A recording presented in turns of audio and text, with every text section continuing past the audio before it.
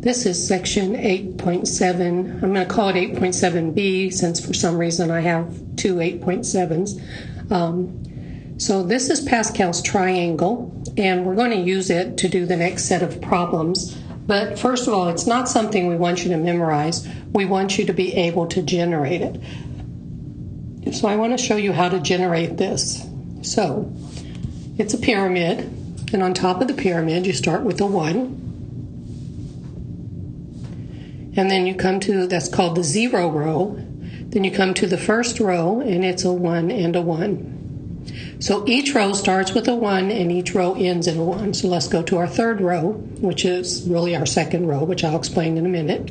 Starts with a 1. Then you add this one, and this one. You add it together, and that gives you 2, which goes here. And then it ends in 1. And then we're going to the next row. So each row starts with a 1. Then for the next row you add the 1 plus 2, and 1 plus 2 is 3. And then for the next row you add this 2 plus 1, and 2 plus 1 is 3. And then it ends in a 1. And the next row is, I'm going to start highlighting things and just generate the row for you. It starts with a 1, then 1 plus 3 is 4.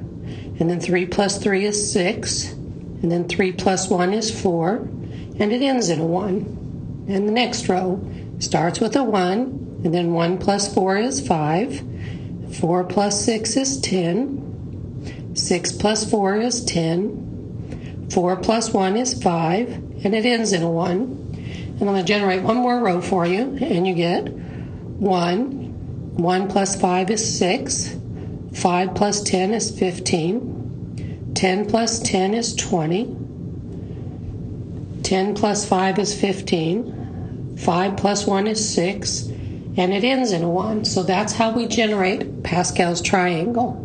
Now let's go back to the first page where it was done out a little bit further. And you're going to see that when we were in class, I would ask you to look for some patterns. So one of the patterns I want you to look at is notice that all of the diagonals are 1s, both this way and this way. Now notice that the second diagonal, which I'll highlight in pink, is 1, 2, 3, 4, 5, 6, 7. And that the second to the last diagonal is also 1, 2, 3, 4, 5, 6, 7, 8, and so on. So if we did another row, it would be 1, 9, and back at the end it would be 1, 9. Some other patterns to notice within Pascal's triangle. Notice that you have a 1, and then a 1 and a 1, a 1, a 2, a 1, and then a 1, a 3, a 3, and a 1. Notice the 3 repeats. The next row is the 4 repeats, but there's a 6 between them. The next row, the 10 repeats with nothing between them. The next row, the 15 repeats with a number between them.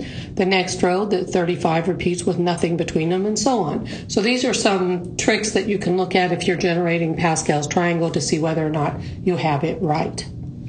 So that's how we generate Pascal's triangle.